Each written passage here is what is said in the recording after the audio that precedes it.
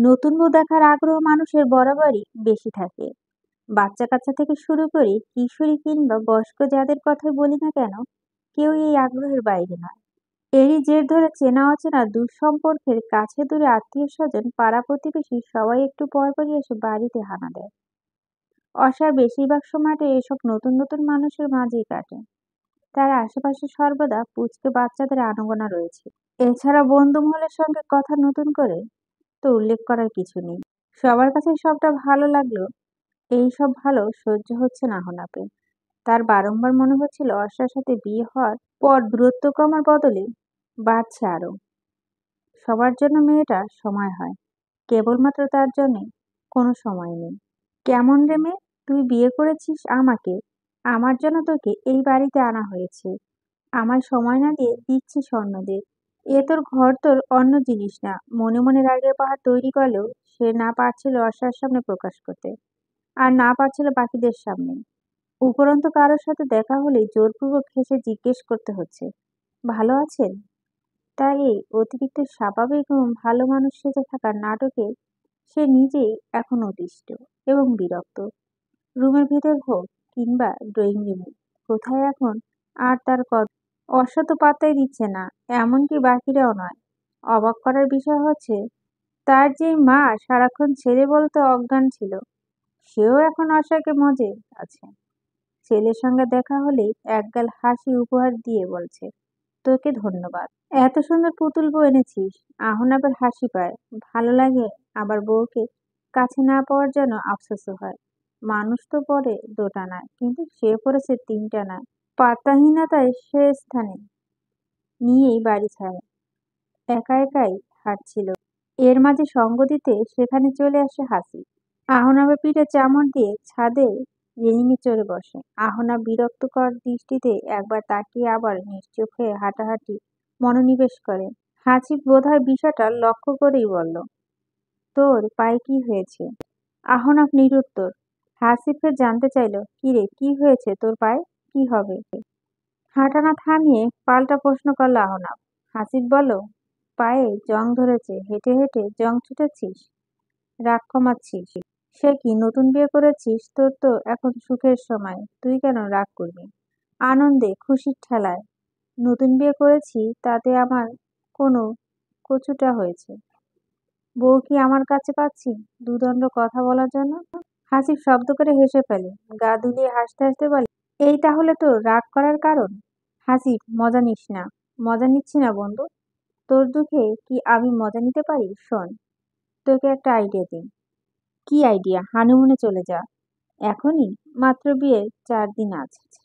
তাতে কি, 2-3 দিনের ভিতরে যাওয়ার ব্যবস্থা কর। নয়তো বন্ধু, তোমার গোষ্ঠীদের হাত থেকে সহজে বউকে হাতছাড়া করতে পারবা না। কিন্তু অর্ষা, ও কি রাজি হবে? রাজি না হলে রাজি করাবি। তোর বউকে তুই কনভিন্স করবি, না তো কি আমি করব শালা? আহনাফ মাথা চুলকে বলল, ঠিক আছে, আজ বলে দেখি। রাতের খাওয়া দাওয়া গল্পগুজব শেষ করে অর্ষা 11:30টার দিকে রুমে এলো। তার হাতে খাবারের প্লেট। সবাই খেলেও আহনাফ খায়নি। অজুহাত হিসেবে দেখিয়েছে তার ক্ষুধা নাই। আহনাফ খায়নি বলে অর্ষ খেতে ইচ্ছে করেনি। কিন্তু শ্বশুর শাশুড়ি, খালা শাশুড়ি, ফুপু শাশুড়ি সবাই এমন ভাবে চেপে ধরেছে যে অর্ষার না খেয়েও উপায় ছিল না। সবাই তাকে বেশ আদর যত্ন করে খাইয়ে দিচ্ছে। আহরমের জন্য তার মন উসখুস করছিল। মানুষটা তো খেতে খুব পছন্দ করে, তাহলে হঠাৎ করে ক্ষুধা কেন থাকবে না? সে রুমে আসার জন্য মরিয়া হয়ে উঠেছিল। অবশেষে সে এখন আসতে পারল। আহনাব ফোনে ফেসবুকিং করছিল। চোখ তুলে অর্ষাকে দেখে আবারও ফেসবুকে স্ক্রল করতে থাকে। অর্ষার খাবার প্লেট টেবিলের উপর রেখে বলল, হাত ধুয়ে খেতে আসুন।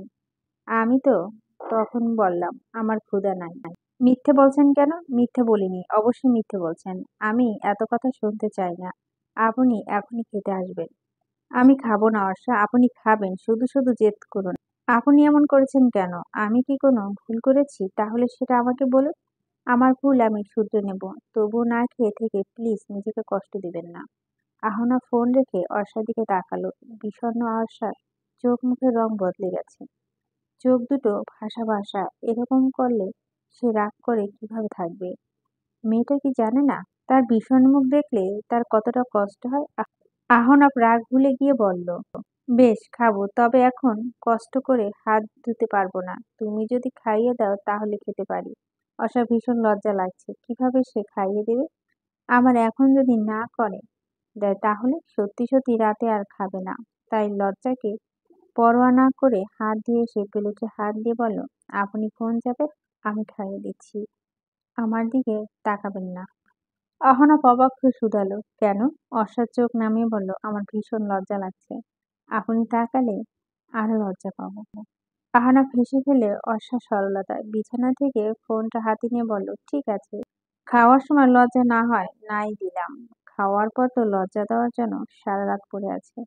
এই কথা শুনে অর্ষার লজ্জার পরিমাণ দ্বিগুণ নয়, 3 গুণ বেড়ে গেছে। আহনা ফোনের দিকে তাকিয়ে মুখ চেপে হাসছে। অর্ষা মাঝে মাঝে ভেবে পায় না মানুষটা এত অসভ্য আর বেশরম কেন।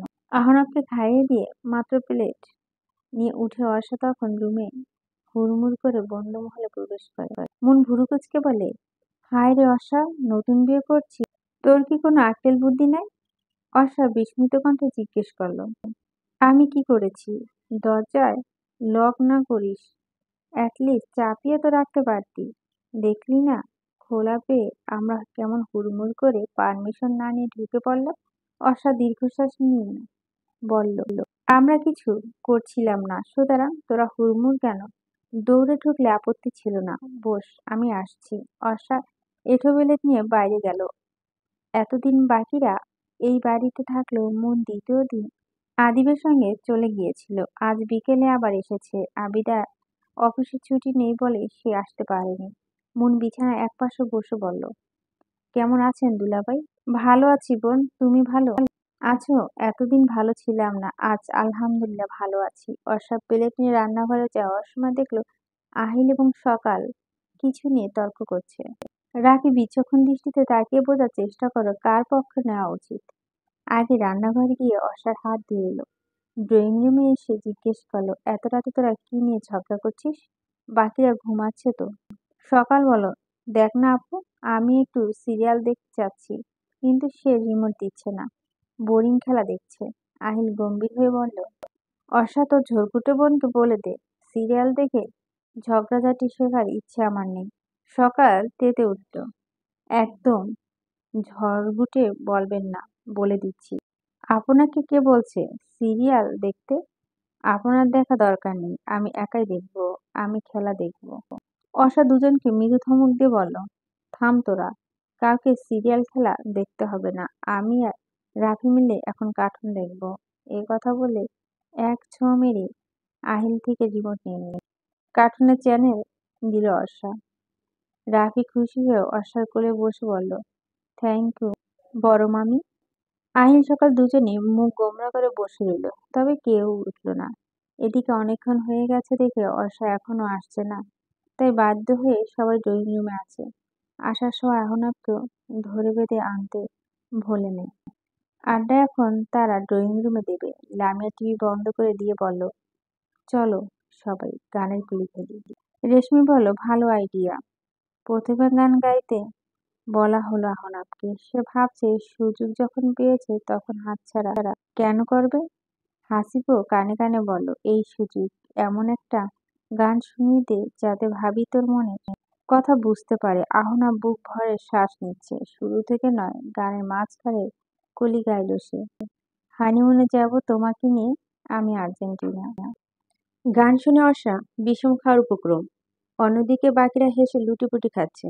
আহিল হাসতে হাসতে বলে, ভাইয়া, তুমিও দেখি দেখি দিন দিন আমাদের মতো লাগাম ছাড়া হয়ে যাচ্ছ। আহনাফ মনে মনে বলে, লাগাম ছাড়া হব কি রে? আমি তো আগে থেকেই লাগাম ছাড়া, তোর ভাবি জানে। তোমাদেরকে জাস্ট নমুনা দেখালাম। আসিফ হেসে আহনাফের কোলে মাথা রেখে শুয়ে পড়ল। হাত নাড়িয়ে নাড়িয়ে হেসে বলল, ইউ আর সো ফাস্ট দুলাভাই, সো ফাস্ট। আমাদের কিন্তু তাড়াতাড়ি খালা মামা হতে আপত্তি নেই দুলাভাই। তো কবে আসবে মিষ্টি সোনা? বলল জুই। আহনাফ একটু ভাবলেস হয়ে বলল, আগে তোমার বান্ধবী হানিমুনে যাওয়ার জন্য তো রাজি হোক। মুন বলল, যাবে না মানে? 100 বার যাবে দুলাভাই। ও যাবে, প্রয়োজনে ওর বন্ধু বান্ধব সহ যাবে। আহনাফ পাংশুটে মুখে বলে, এটাকে তাহলে হানিমুন না বলে পিকনিক বলো। বেটার হবে। রাত 12টা বাজতে চলল। ওদের হাসাহাসি শব্দ শুনে আহনাফের খালা রুম থেকে বেরিয়ে এলো।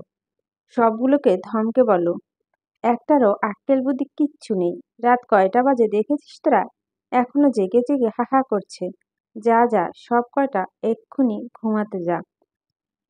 ধমক ঠমক খেয়ে এক একজন দৌড়াদৌড়ি করে নিজেদের রুমে চলে যায়। অর্ষা মাথা নত করে রুমে যাওয়ার পর খালা আহনাফের দিকে তাকিয়ে চোখ মুখ পাকিয়ে বলল, ব্যাকুল বেকুব একটা। আহনাফ অস্বাভাবে তাকায়। সে কি সাধে জেগে জেগে এখানে গল্প করছিল? খালা তো আর জানে না তার ভাগ্নে বউর বন্ধু বান্ধব এক একটা বোমা, তাদের কথা না শুনলেই ফটাস করে জ্বলে উঠবে। খালা ফের ধমক দিয়ে বললেন, তাকিয়ে আছিস কি? যা ঘরে যা। আহনাফ ঘরে গিয়ে দেখলে অর্ষা শুয়ে পড়েছে। কিছুটা ঘুম ঘুম ভাব বোধ হয়, দু চোখে ভর করছে। আহনাফ আর ডাকল না। অর্ষাকে জড়িয়ে ধরে সেই ঘুমিয়ে পড়ল। সকালে তার আগে অর্ষা উঠে ফ্রেশ হয়ে রেনুকে কাজে সাহায্য করে। আর সে ইলিশ মাছের তরকারি রান্না করছিল। রাফি দৌড়ে এলো রান্নাঘরে, বলল, বড় মামা চা দিতে বলছে মা। এতটুকু বলে আবার সে দৌড়ে চলে গেল। রেনু অর্ষাকে বলল, আপনে চা নিয়ে যান ভাবি, আমি তরকারি দেখতাছি। অর্ষা চা বানিয়ে রুমে নিয়ে গেলেন। আহনাফ রেডি হচ্ছে। কখন উঠেছেন জানতে চাইল অর্ষা। হাতে ঘড়ি পড়তে পড়তে আহনাফ বলল, এই তো একটু আগেই উঠে গোসল করলাম, এখন রেডি হচ্ছি। কোথাও যাবেন? হ্যাঁ, একটু বাইরে যাব। কিছু লাগবে তোমার? না।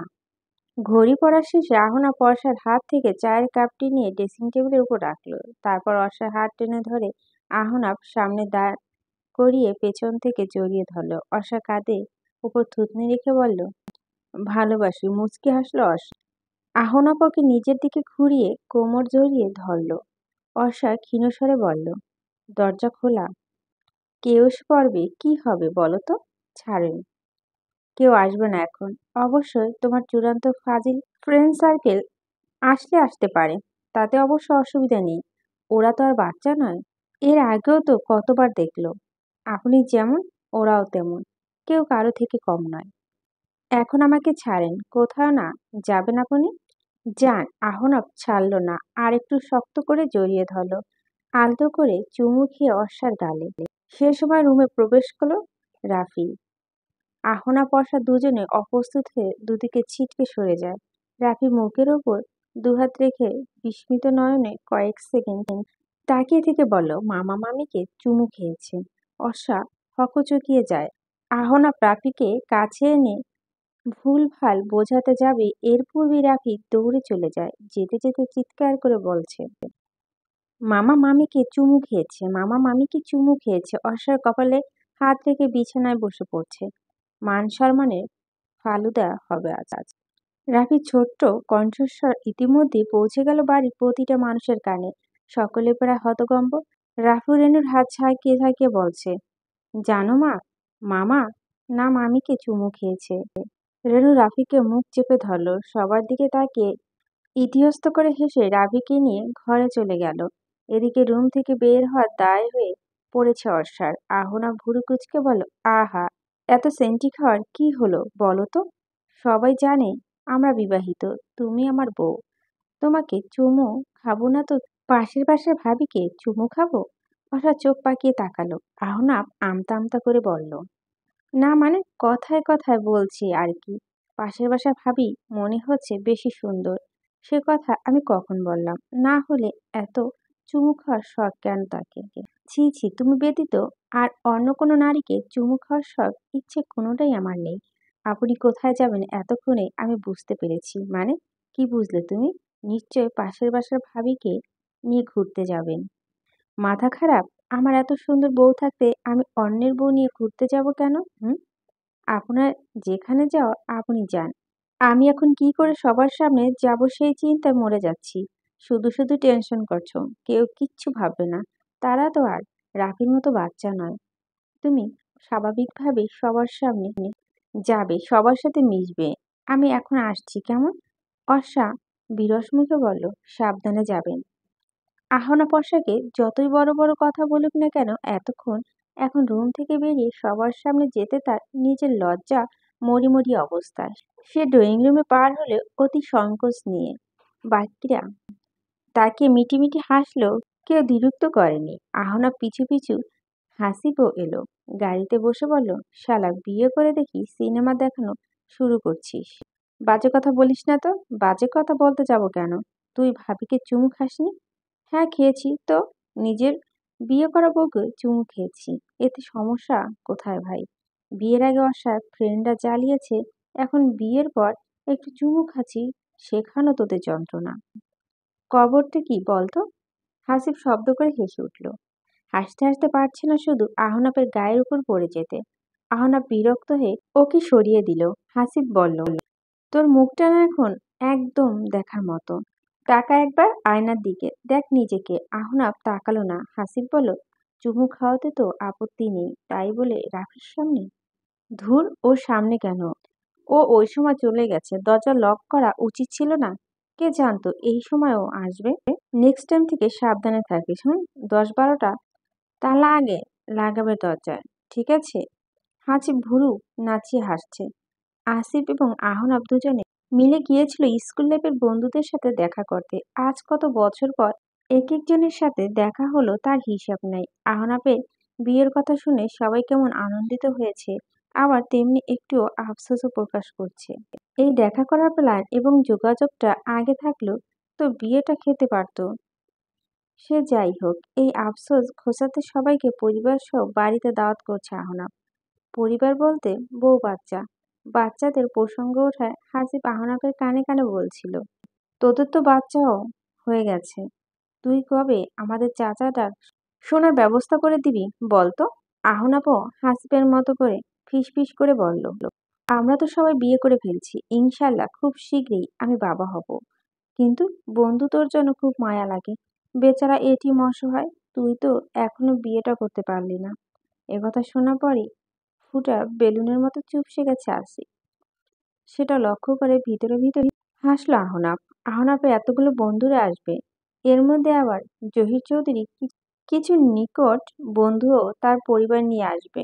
বলতে গেলে আবার একটা আয়োজনের ব্যবস্থা হবে। এর জন্য বাড়িতে রান্না করার জন্য বাবুর্চি আনানো হয়েছে। ওর সব বন্ধুরাও চলে যেতে চাইলেও জহির চৌধুরী এবং আহনাফ দুজনে নিষেধ করেছে।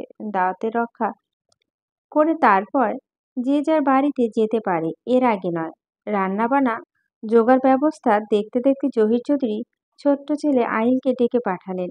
ব্যস্ত ভঙ্গিতে বাড়ি থেকে বাগান এলো আহিল। বলল, আব্বু ডেকেছিলেন। তিনি দুপা এগিয়ে গিয়ে বললেন, হ্যাঁ বাবা, দুপুর তো হতে চললো, অর্ষার বাড়িতে কেউ তো এখনো এলো না, তুমি গিয়ে ওদের এগিয়ে আনো। জি আচ্ছা, তারা কি বাসায় এখন? হ্যাঁ বাসায়, আমি ফোন করেছিলাম মাত্র এখন। আমার ফোন দিয়ে বলে দিচ্ছি, তুমি গেলে তারপর যেন আসে। ঠিক আছে, আমি তাহলে বের হচ্ছি, সাবধানে যেও। অর্ষাদের বাইরে গিয়ে বড় সড়ো শখ খেলো অহিল। বলা বাহুল্য, শটটা সে সকালকে দেখে খেয়েছে। বারান্দা চেয়ারে পা ঝুলিয়ে বসে আছে সকাল। আহিলের মুখ মৃদু হাঁ করে ঢ্যাপ ঢ্যাপ করে তাকিয়ে আছে, চোখের পলকও পড়ছে না তার। সকাল লজ্জা পেল, অস্বস্তি লাগছে কিছুটা। সে সুললিত কণ্ঠে বলল, এভাবে তাকিয়ে আছেন কেন? মুখের হা বন্ধ হলো আহিলের। বিস্মিত কণ্ঠে বলল, এমন মদাবস্থা সেজে বসে আছেন কেন? লজ্জার কপালে যেন হঠাৎই ঝাড়ুর বাড়ি পড়ল। সকাল অস্বস্তি লজ্জা ভেঙে চুরে গিয়ে মুখে আবরণে পাল্টে গেল সকালে। সে টের বেশি বিস্মিত নিয়ে শুধালো, মানে? সাদা ড্রেস, সাদা অর্নামেন্ট, ময়দাও সাদা।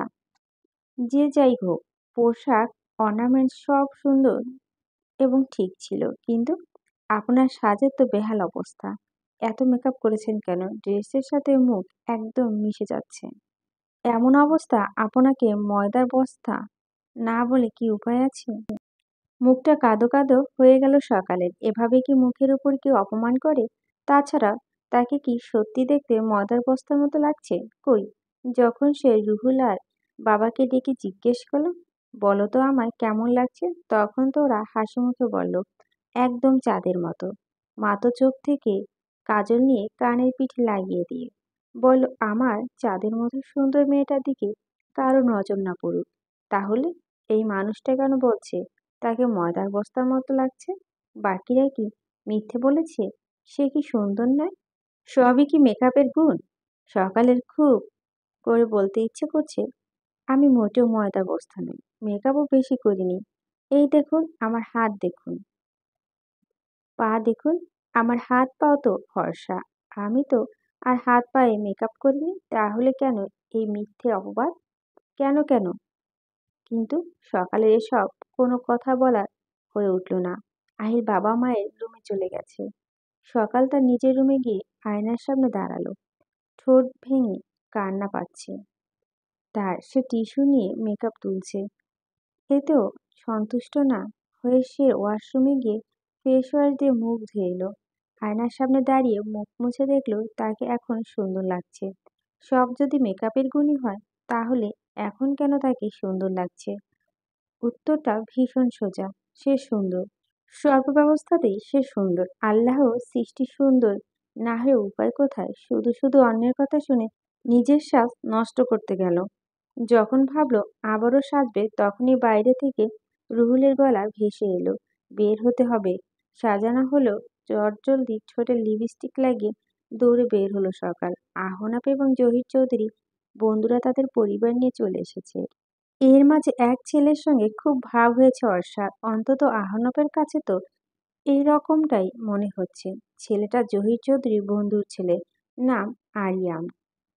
দেখতে শুনতে বেশ স্মার্ট। ছোট বোনকে নিয়ে সে কখন থেকে অর্ষার সাথে গল্প জুড়ে দিয়েছে। বন্ধুদের রেখে উঠতে পারছে না আহনাফ। দূর থেকেই সব কার্যকলাপ দেখছিল আর ভিতরে ভিতরে ভাবছিল, তবে বাইরে তো ক্ষোভ বিন্দুমাত্র প্রকাশ করেনি। আহিল ও অর্ষা পরিবারের সবাই আসার পর একসাথে খেতে বসে সবাই মিলে। জহির চৌধুরী বাগানে বসার জন্য চেয়ার টেবিল পেতেছেন, কিন্তু তার বন্ধুরা আবদার করেছে তারা অনেক দিন পর যেহেতু একসাথে হয়েছে, সেহেতু সে পুরানো দিনের মতো একসাথে নিচে বসে খাবে। ব্যবস্থা হলো তাই। বাগানের ঘাসের ওপর বড় কাপড় বিছানো হলো। আহনাব এবং তার বন্ধুরা বা বাদ যাবে কেন? অবশেষে দেখা গেল চেয়ার টেবিল সব সেভাবেই পড়ে রইল, আর বাকি সবাই বসলো নিচে। আহনাবকে না দেখে আশিক কবিতা জুড়ল, দুলাভাই দুলাভাই ডাক পাই দুলাভাই, মোদের কার বাড়ি? কবিতা শুনে বাকিরা হাসলো। ভুরু কুঞ্চন করলে দিদার। সে অভিযোগের সুরে বলল, হ্যাঁ আমি একাই তো খাই, আর তোরা সবাই শুধু তাকিয়ে তাকিয়ে দেখিস। আহনাব এসে বসলো ওদের সাথে। আশিক উচ্ছ্বাসের সঙ্গে বলল, এই তো দুলাভাই এসে পড়েছে। আহনাব ভুরু কুঁচকে বলল, দুলাই কি আবার? দুলাভাই শর্ট ফর্ম। আহনাব দীর্ঘশ্বাস গোপন করল। মুন আশিকের উদ্দেশ্যে বলল, আজকে আবার তোমাকে গুড়া চিংড়িতে কামড়াবে না তো? না মানে, আমরা সবাই একসাথে খেতে বসলেই তো তোমার এই হাল হয়। লামিয়া দাঁত মুখ খিচিয়ে বলল, আজকে শুধু একবার উ করে মোচড়াও কিংবা বিষম খাও, তাহলে ওর একদিন কি আমার যে কয়দিন লাগে। আশিক সরু দৃষ্টিতে সামনে তাকালো। আহনাফ এবং অর্ষা একসাথে বসেনি, দুজনে মাঝখানে রয়েছে সকাল এবং আহিল। আশিক দাঁত বের করে হেসে পড়ল, না না, আজ একদম বিষম খাওয়ার চান্স নেই, আর কিমড়িতেও কামড়াবে না। মুন বলল, কেন ভাই, ওদের কি দাওয়াত খেতে পাঠিয়েছিস? মনে করো তাই। ওদেরও তো মাঝে মাঝে দাওয়াত খেতে মন চায়, বলো। তা ঠিক। তা কোন টয়লেটে? আমাদের বাড়ির টয়লেটে নাকি এই বাড়ির টয়লেটেই? আশিক মুখ থমথমে করে তাকালো। এই মেয়ে বলে কি? কি বুঝলো এই কথা দ্বারা? রেশমি মুনের কাঁধ চাপড়ে হেসে চিবিয়ে চিবিয়ে বলল, আমরা সবাই খেতে বসেছি মুন। সেদিনের মতো দয়া করে আজও এসব কথা বলো না। আরে আমি তো। আশকে দুহাত জড়ো করে বলল, মাপ চাই মা, ক্ষমা দে আমাকে। মুন খ্যাত করে উঠল, আমি মা? আমি দেখতে মায়ের মতো? তুই মা, তোর শ্বশুরবাড়ি সবাই মা। জুই বলল, কয়টা বকা দাও অসভ্যটাকে। জুই, তুই একটা সাপগুই। এটা আবার কি? জানতে চাইল সকাল। সাপগুই গো, গুইল সাপ। ওর নামের সাথে মেশানোর জন্য সাপ আগে বলেছি, গুই পরে বলেছি। গু খা শালা। দাঁত মুখ খিচে বলল জুই। অর্ষা মৃদু ধমক দিয়ে বলল, থামবি তোরা, এখানে কত মানুষজন, চুপ কর। সবাই আশেপাশে তাকিয়ে চুপ করে গেল। খাওয়া পাট চুকিয়ে এক ফাঁকে আশিক অর্ষাকে চুপিসারে ডেকে বলল, এই তুই এত স্বার্থপর কেন বলতো? অর্ষা ভগড়ে বলল, আমি কি করে? সবাইকে দাওয়াত করলি অথচ স্মৃতিকে দাওয়াত করলি না কেন? ওর কি তোর ফ্রেন্ড নয়? দাওয়াত করেছিলাম কিন্তু অফিসে যেন আসতে পারেনি। ইস, মহারানীর মতো ব্যস্ততা। কাজ যেন সে একাই সব করে। একদম রাজকার্য উদ্ধার করে ফেলবে। ও না আসায় তুই এত প্যানিকড কেন? ইয়ে মানে বলছিলাম না ওকে আমার ভালো লাগে। সটান এক থাপ্পড় বসালো অর্ষা আশিকের গালে। আশিক গালে হাত রেখে বিস্মিত কণ্ঠে বলল, মারলি কেন? ওর দিকে তোর কুনজর দেওয়ার জন্য। কি যা তা বলছিস? ছি, কুনজর দেবো কেন? বল সুনজর। আমার মতো সুদর্শন একটা ছেলে নজর করেছে ওর দিকে। কত ভাগ্যবতী তোর বান্ধবী জানিস? এবার অন্য গালে থাপ্পড় পড়ল। দুগালে হাত রেখে প্রায় কেঁদে ফেলল এমন ভাবে আশিক বলল, আবার কি বললাম? নিজের নামে নিজেই প্রশংসা করার জন্য। তুই কেমন সেটা আমাকে নতুন করে জানতে হবে? তোকে আমি চিনি না। তাই বলে মারবি? অবশ্যই। এতগুলো গার্লফ্রেন্ড থাকতেও তোর আরো লাগবে? না, শুধু ওকেই লাগবে। আরেকটা থাপ্পড় খাবি? দিবি? আচ্ছা, দিতে পারিস। তবে একটা শর্ত আছে। যদি শর্তটা মানতে পারিস তাহলে একটা নয়, গুনে গুনে 4টা থাপ্পড় দিতে দিব। যদি তুই স্মৃতির কোনো নাম্বারটা আমাকে দিস। সামনে থেকে ভাগ যা। অর্ষা চলে আসছিল পিছন থেকে আশিক বলো, দিবি না তো? ঠিক আছে, আমি তোকে অভিশাপ দিচ্ছি, স্বামীর ভালোবাসা তুই ডুবে মরবি। অর্ষা পিছু ফিরে জুতা খুলে হাতে নিয়ে দৌড় দিল। আশিকও ভয়ে দৌড়াতে শুরু করে। অর্ষা থেমে গিয়ে জুতা ছুঁড়ে মারে আশিকের দিকে। একটুর জন্য গায়ে লাগেনি। আরিয়ান সেখানে দাঁড়িয়েছিল। সে হেসে অর্ষার জুতা নিয়ে আসলো। অর্ষা অপ্রস্তুত হয়ে বলল, এ কি, আপনি জুতা আনতে গেলেন কেন? ছি। আরে ইটস ওকে। ওকে জুতা ছুঁড়ে মারলেন কেন? অর্ষা জুতা পরতে পরতে বলল, আর বলবেন না, বদের হাড্ডি একটা। যাই বলেন না কেন, আপনাদের ফ্রেন্ডশিপ বন্ডিংটা কিন্তু দারুণ।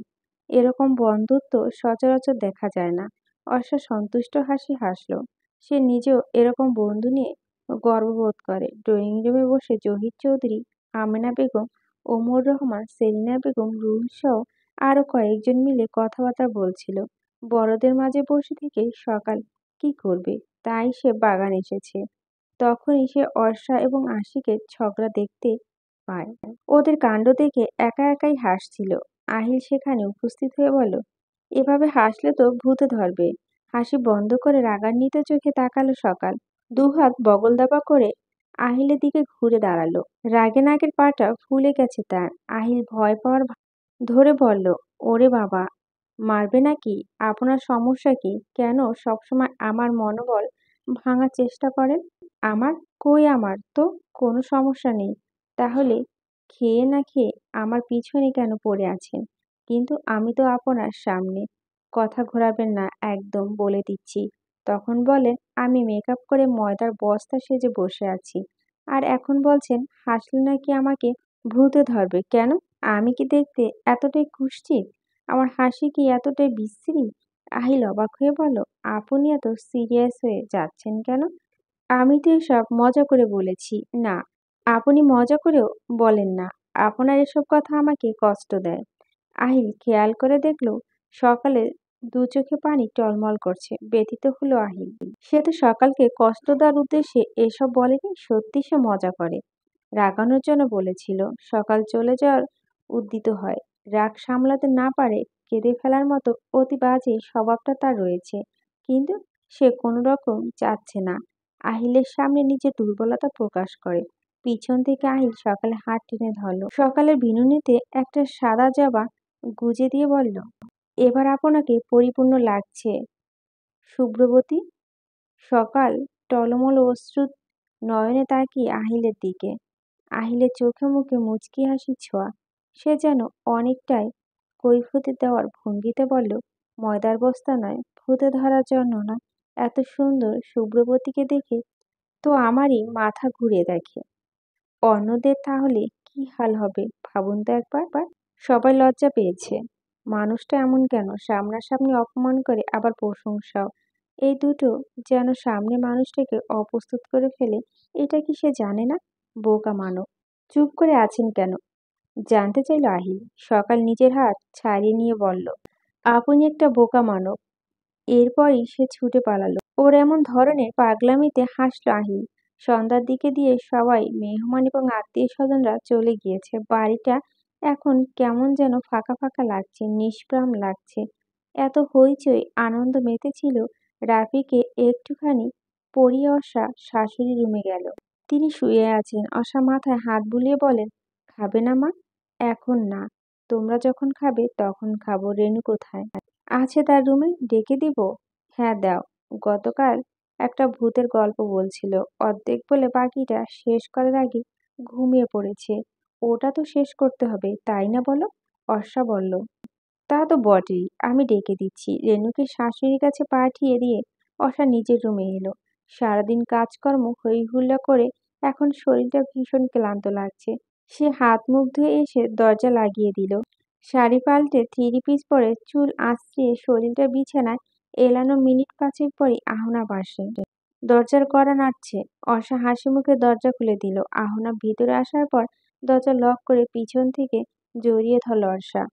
আহনা ফর্সাকে নিজের থেকে জড়িয়ে নেওয়া বেশ অবাক হলো।